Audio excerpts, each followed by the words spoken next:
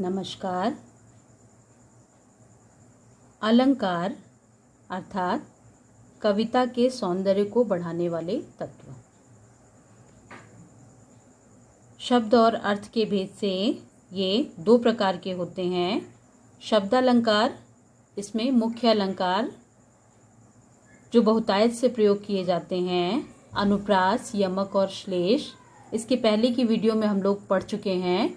और अब अर्थालंकार यानी जिसमें अर्थ के आधार पर सौंदर्य परिवर्तित होता है।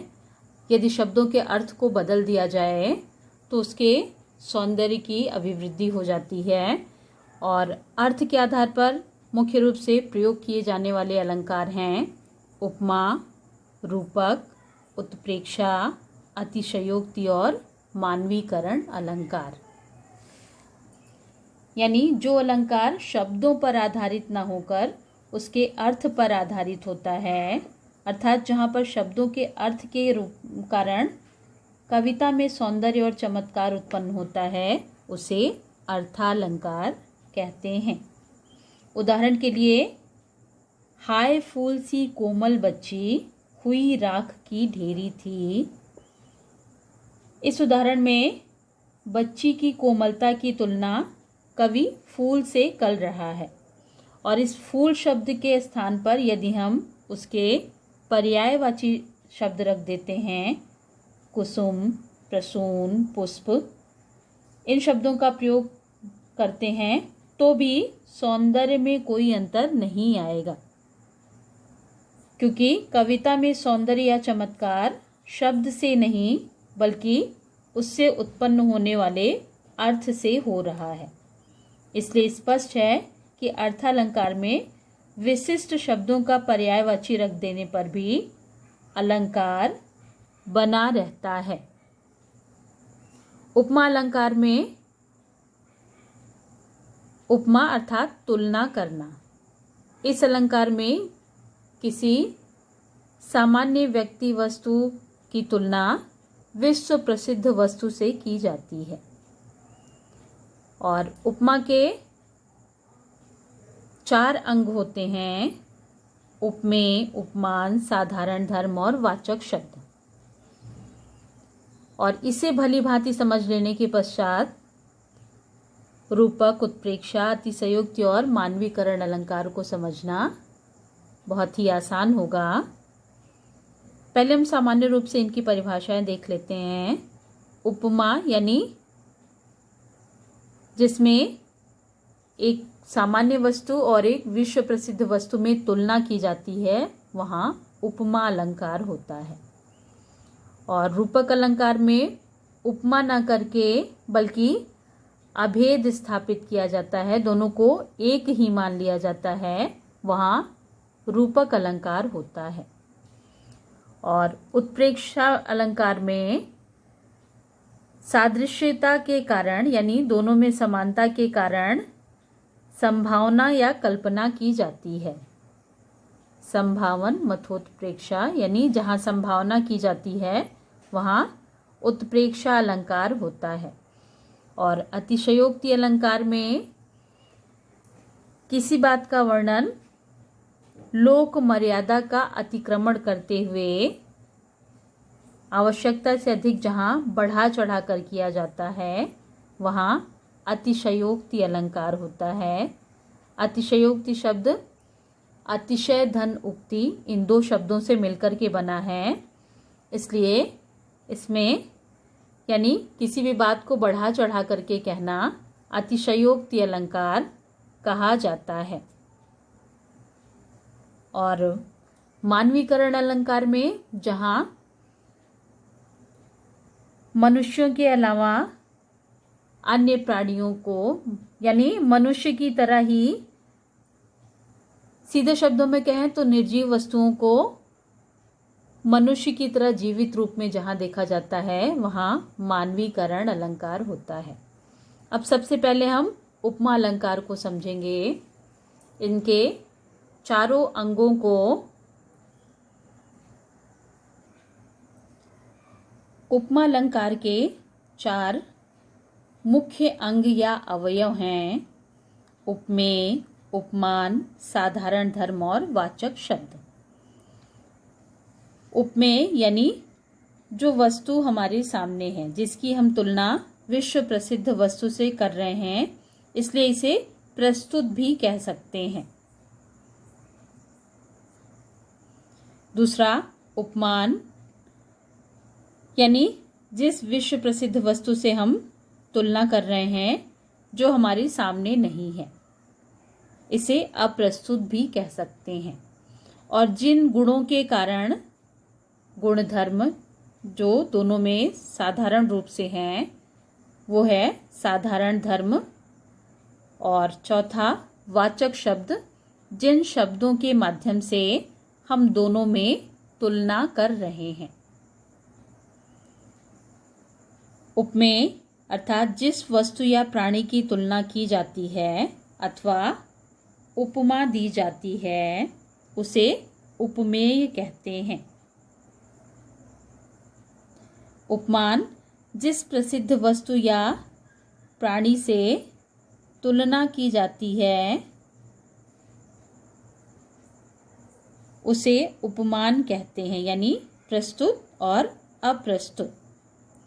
साधारण धर्म, उपमेय व उपमान में पाए जाने वाले समान गुण या विशेषता जिसके आधार पर तुलना की जाती है, उसे साधारण धर्म कहते हैं। और चौथा, वाचक शब्द, जिन शब्दों का प्रयोग समानता प्रकट करने के लिए किया जाता है, उसे वाचक शब्द कहते हैं। और इन वाचक शब्दों को देख करके हम आसानी से जान सकते हैं कि इसमें उपमा अलंकार का प्रयोग किया गया है।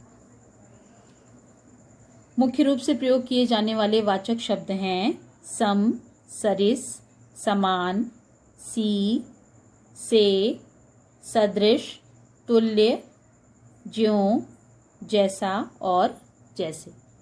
यानी इन सभी शब्दों के काव्य पंक्तियों में आने पर हम सहज ही अनुमान लगा सकते हैं कि इसमें उपमा अलंकार है। इस उदाहरण के माध्यम से हम देखते हैं कि किस तरह से इस पंक्ति में उपमा अलंकार है। नील गगन सा शांत हृदय था सो रहा।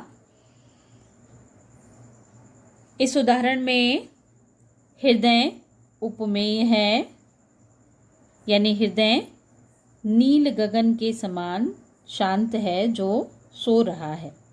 हृदय उपमेय, नील गगन उपमान। नील गगन, नीला आकाश जो शांति के लिए प्रसिद्ध है, उसकी तुलना हृदय से की जा रही है, इसलिए नील गगन उपमान, हृदय उपमेय। और दोनों में शांत, इस साधारण धर्म की वजह से तुलना की जा रही है, इसलिए शांत इसमें साधारण धर्म है। और सा यानी समान, इस वाचक शब्द से तुलना की जा रही है, इसलिए सा इसमें वाचक शब्द है। और इस उदाहरण में उपमा के चारों अंग विद्यमान हैं। उपमेय, उपमान, साधारण धर्म और वाचक शब्द, इसलिए इसमें पूर्णोपमा अलंकार होगा। और उस स्थिति में जब उपमा का कोई भी एक अंग, उपमेय, उपमान, साधारण धर्म या वाचक शब्द, यदि उसका लोप होता है तो वहाँ पर लुप्तोपमा अलंकार होता है। लुप्तोपमा का एक और उदाहरण देखिए। अरविंद से शिशुवृंद कैसे सो रहे। इस काव्य पंक्ति में शिशुवृंद उपमेय, अरविंद उपमान, से वाचक शब्द है, किंतु साधारण धर्म यानी जिस गुण धर्म के कारण दोनों में तुलना की जा रही है वो गायब है, उसका लोप है, इसलिए इसमें लुप्तोपमा अलंकार होगा। उपमा अलंकार के अन्य उदाहरण, कोटि कुलिस सम वचन तुम्हारा। इसमें करोड़ों वज्र के समान तुम्हारा जो वचन है, और यह आवश्यक नहीं कि एक पंक्ति में एक ही अलंकार हो। कोटि कुलिस सम वचन तुम्हारा। सम ये उपमा का वाचक शब्द है और कोटिकुलिस में क वर्ण की आवृत्ति होने के कारण इसमें अनुप्रास अलंकार भी होगा। निर्मल तेरा नीर अमृत के सम उत्तम है। सम ये उपमा का वाचक शब्द देखा तो तुरंत समझ में आ जाएगा कि इसमें उपमा अलंकार है ना।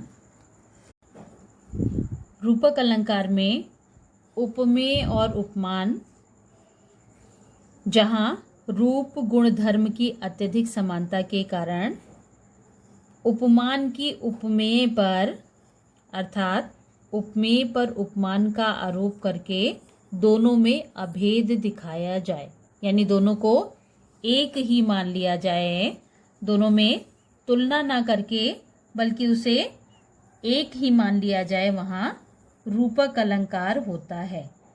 उदाहरण के लिए चरण सरोज पखारन लागा।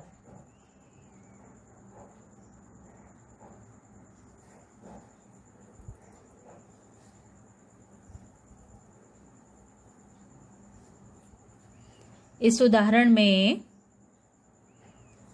रामचंद्र जी के चरण को यानी उनके पैरों को की तुलना कमल से न करके बल्कि कमल ही मान लिया गया है। चरण रूपी जो चरण है उसकी तुलना न करके कमल के समान कोमल मान लिया गया है, इसलिए इसमें रूपक अलंकार है। यानी उपमान को उपमेय में अर्थात उपमेय पर उपमान का आरोप कर लिया गया है, दोनों में भेद ना करके अभेद आरोपित किया जाता है, वहाँ रूपक अलंकार होता है। अगला अलंकार आपका है उत्प्रेक्षा अलंकार। उत्प्रेक्षा अलंकार में अत्यधिक सादृश्य यानी उपमेय और उपमान में इतनी ज़्यादा समानता होती है कि उसके कारण उपमेय में उपमान की संभावना या कल्पना की जाती है। संभावना या कल्पना की जाती है और इसके वाचक शब्द हैं मानो, मनहु, जानो, जनहु,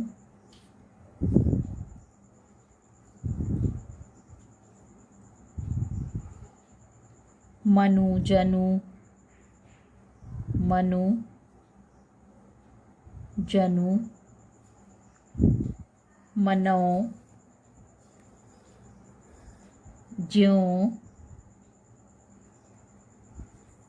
की आदि।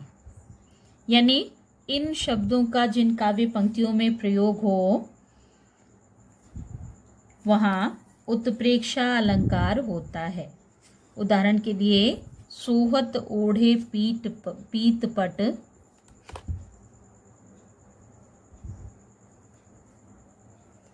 पीत पट, श्याम सलोने गात,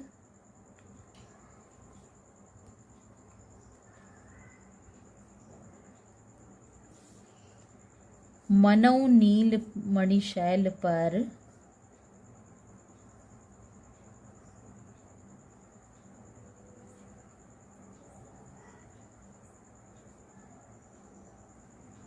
आतपु पर्यो,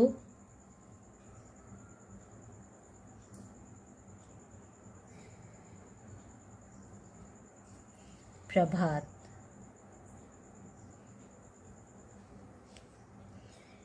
यहाँ कृष्ण के सौंदर्य का चित्रण करते हुए कवि कह रहा है कि श्री कृष्ण के श्याम शरीर, श्याम सलोने गात, यानी कृष्ण के श्याम शरीर जो कि उपमेय है उस पर नीलमणि पर्वत जो है उसका उपमान के रूप में प्रयोग किया गया है, तथा पीतपट उपमेय पर प्रभात, आतप पर्यो प्रभात, यानी सुबह की धूप को जो उपमेय के रूप में है उसकी संभावना या कल्पना की गई है। मनो यानी मानो, जैसे नीलमणि शैल पर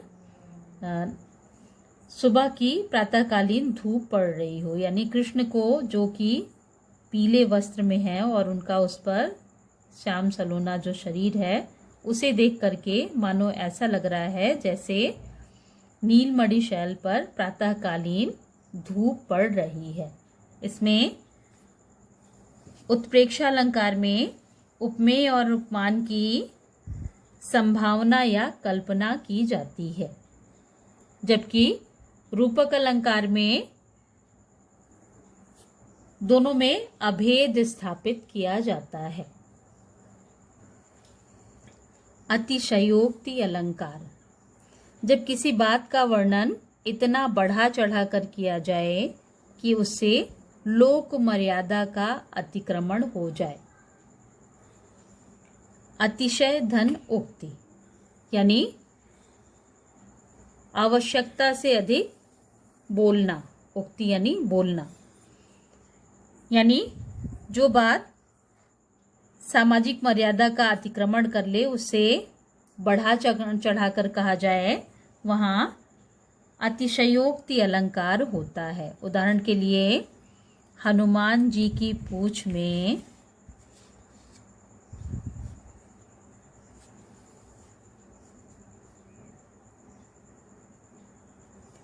लगन न पाई आग,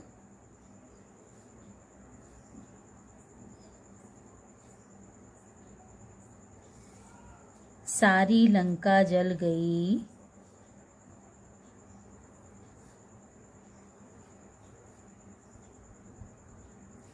गए निशाचर भाग।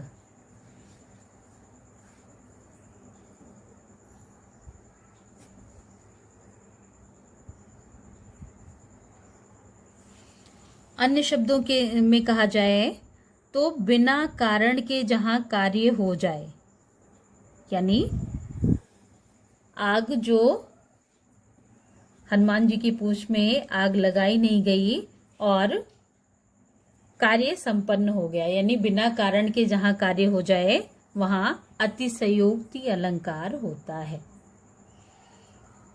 अगला अलंकार आपका मानवीकरण अलंकार, जहां मनुष्यों के अलावा अन्य प्राणियों व जड़ प्रकृति को मनुष्य की तरह कार्य व्यवहार करते दिखाया जाता है, अर्थात जहां जड़ प्रकृति पर मानवीय भावनाओं तथा क्रियाओं का आरोप किया जाता है वहाँ मानवीकरण अलंकार होता है। जैसे मेघ आए बड़े बन ठन के संवर के, मेघ आए बड़े बन ठन के संवर के। इस पंक्ति में मेघों का मानवीकरण किया गया है। जिस तरह से